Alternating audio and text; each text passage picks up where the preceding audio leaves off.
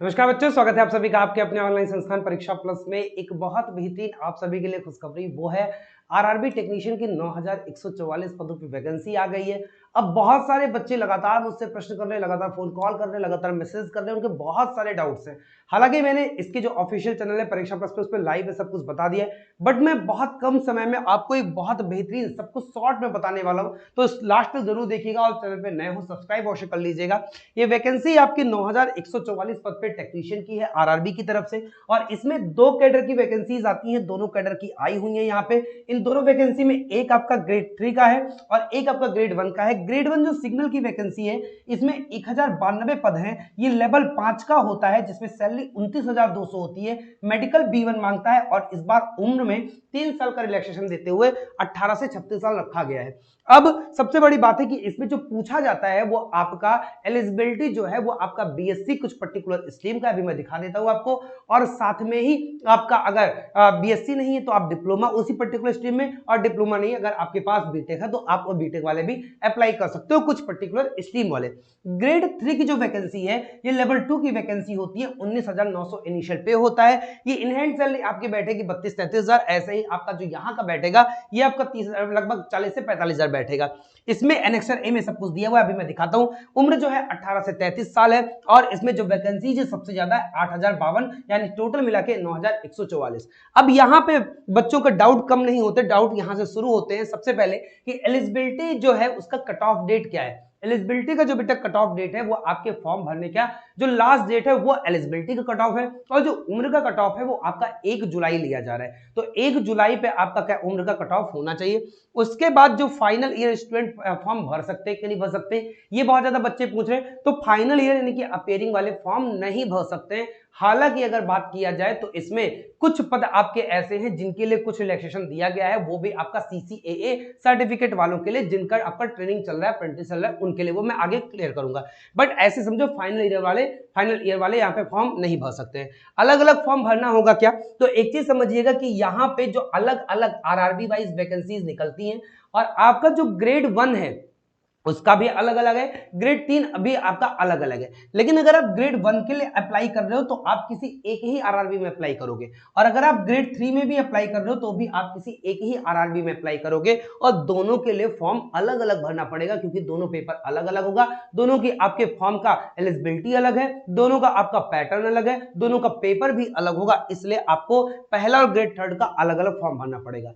लेकिन आप किसी भी आरआरबी का, ऐसा नहीं कि अलग अलग आरआरबी से भरना है। अगर ग्रेड 1 का भरोगे तो एक ही आरआरबी का भरना है, मतलब सिंगल फॉर्म भरना है। आपको क्या करना है, आपको वहां पे प्रेफरेंस चूज करना है, भरना आपको किसी एक ही आरआरबी से। जब आप फॉर्म भरोगे, जैसे आप अपना अकाउंट बनाते हो तो जो आप आरआरबी चूज कर लेते हो उसी में आपका क्या हो जाता है, वही आपका जोन माना जाता है। ऐसे ही आप ग्रेड 3 में करोगे।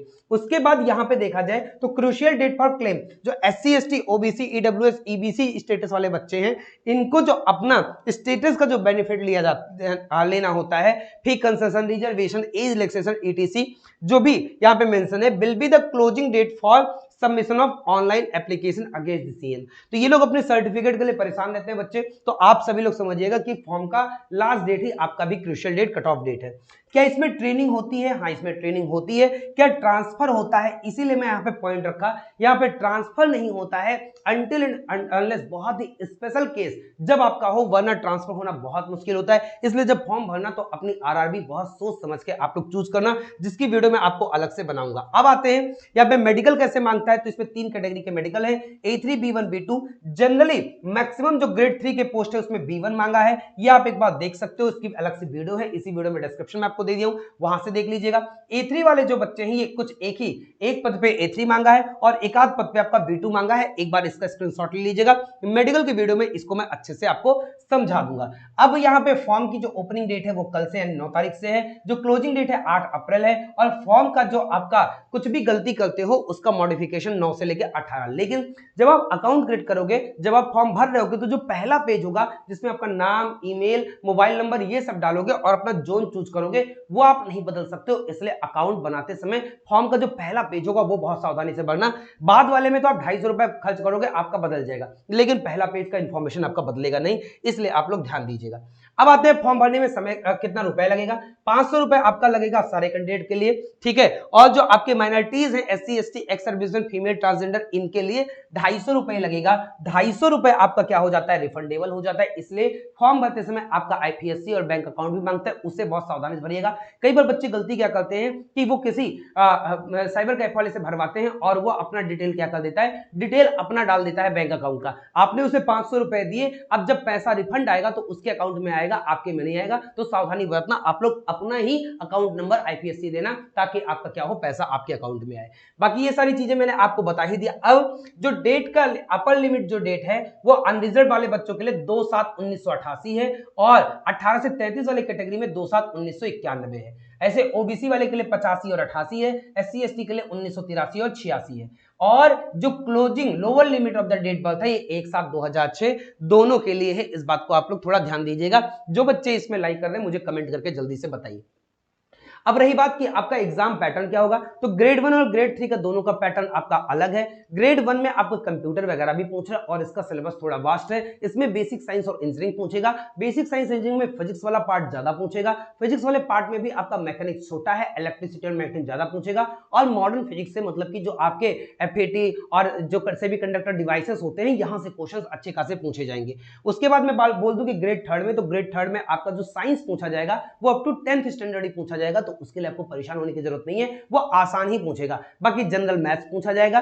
ग्रेड 1 में मैथ्स भी कठिन पूछी जाएगी। वहां पे आपका स्टैटिस्टिक्स, सेट थ्योरी, आपका algebra, trigonometry, geometry, advance portion पूछा जाएगा। जबकि ग्रेड 1 में आपकी अरिथमेटिक, बेसिक्स ट्रिग्नोमेट्री, बेसिक्स आपका स्टैटिस्टिक, एलिमेंट्री स्टैटिस्टिक पूछा जाएगा। तो बहुत कठिन मैथ भी नहीं होगा। रीजनिंग लगभग सेम है, जनरल अवेयरनेस लगभग सेम है। आपका ग्रेड 1 में कंप्यूटर अलग से है, ग्रेड 3 में आपका कंप्यूटर भी नहीं है। तो आपका होगा क्या, आपका केवल एक CBT होगा। बहुत सारे बच्चे पूछते हैं सर CBT 1 होगा या 2 होगा, केवल सिंगल पेपर होगा, जो आपका 90 मिनट का पेपर होगा और इसमें आपके 100 क्वेश्चन होंगे। ये दोनों में ही, दोनों पेपर अलग अलग होंगे, ग्रेड 1 के अलग होंगे, ग्रेड 3 के अलग होंगे। 100 क्वेश्चन दोनों में होगा, दोनों को ही 90 मिनट मिलेगा। और आपका जो निगेटिव मार्किंग होगा 1/3 होगा, मतलब कि 0.33 आपका मार्क्स निगेटिव होगा, और जो पॉजिटिव मार्क्स है वो 1 नंबर का आपका पॉजिटिव मार्क्स दिया जाएगा।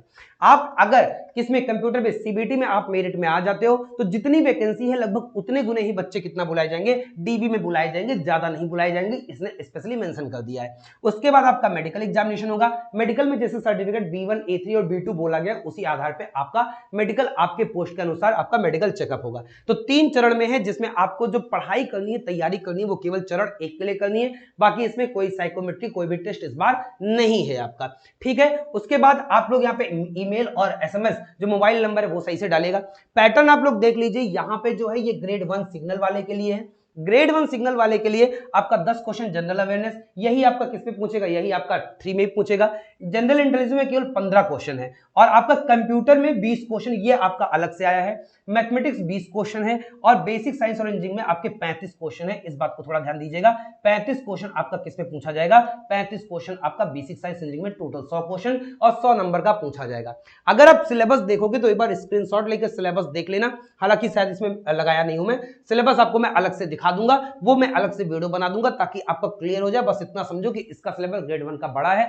ग्रेड 3 का जो सिलेबस है वो थोड़ा सा आसान है। इसमें आपका maths 25 question, normal maths, arithmetic, number system, आपका थोड़ा सा अलजेब्रा, थोड़ा सा ज्योमेट्री और थोड़ा सा ट्रिग्नोमेट्री, थोड़ा सा स्टैटिस्टिक, नॉर्मल क्वेश्चन है। इसमें जनरल इंटेलिजेंस और रीजनिंग 25 क्वेश्चन है। साइंस इसमें केवल 10th लेवल का है, ठीक है, केवल 10th लेवल का है। और जनरल अवेयरनेस में 10 क्वेश्चन है। तो आपके लिए ज्यादा बेटर है कि आप इन 3 पोर्शन पे ज्यादा फोकस करो। जनरल अवेयरनेस पे केवल करंट अफेयर्स फोकस करो, क्योंकि करंट और स्टैटिक से ही क्वेश्चन पूछा जाएगा। ये भी 100 नंबर का होगा, 1/3 नेगेटिव होगी। ये आपके दोनों अलग अलग पैटर्न है। अब रही बात एलिजिबिलिटी, एजुकेशनल एलिजिबिलिटी, ये सबसे लास्ट में अपेंडिक्स में दिया हुआ है, जो मैं आपको यहाँ पे बता दूं बेटा।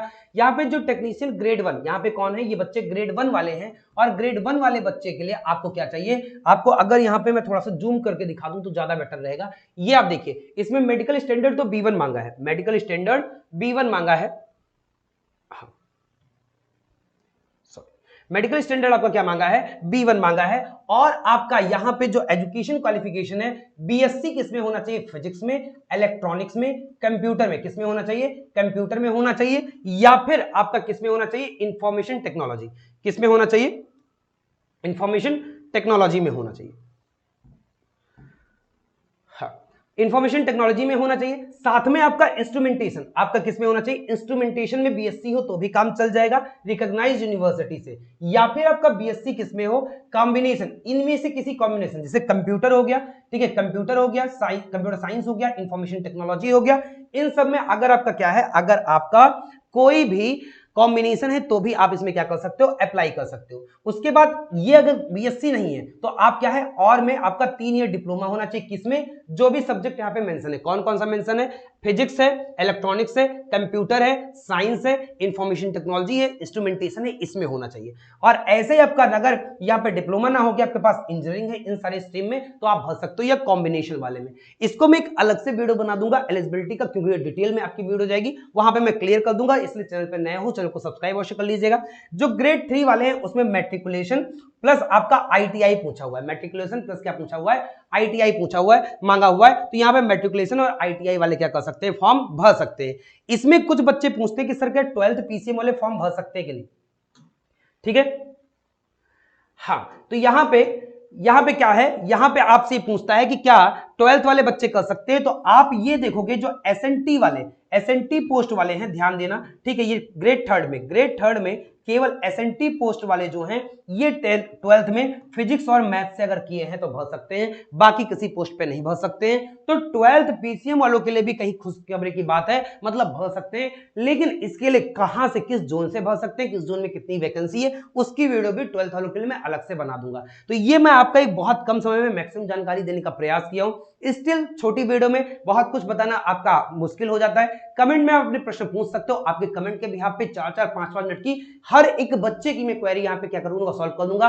परीक्षा प्लस से अलग करके परीक्षा टेक आपके लिए चैनल बनाया गया, जिसमें आप केवल टेक्निकल वैकेंसीज की तैयारी करेंगे और बहुत बेहतरीन तरीके से करेंगे। पूरी इंजीनियरिंग के मार्गदर्शन में मैं खुद इलेक्ट्रिकल इंजीनियर आशीष सर, आपके इलेक्ट्रॉनिक्स इंजीनियर, पूरी परीक्षा प्लस इंजीनियर्स की टीम है, और इंजीनियर्स की टीम में आपको तैयारी करने का बहुत अच्छा मौका मिलेगा। टीम परीक्षा प्लस आपके लिए एलपी और टेक्नीशियन का कॉमन बैच 499 निकाल रखिए, आप उसे अभी ऑफर में खरीद सकते हैं। परीक्षा प्लस ऐप डाउनलोड करिए और वहां से परचेज कर लीजिए। फिर मिलेंगे, धन्यवाद सभी का, बहुत बहुत आभार।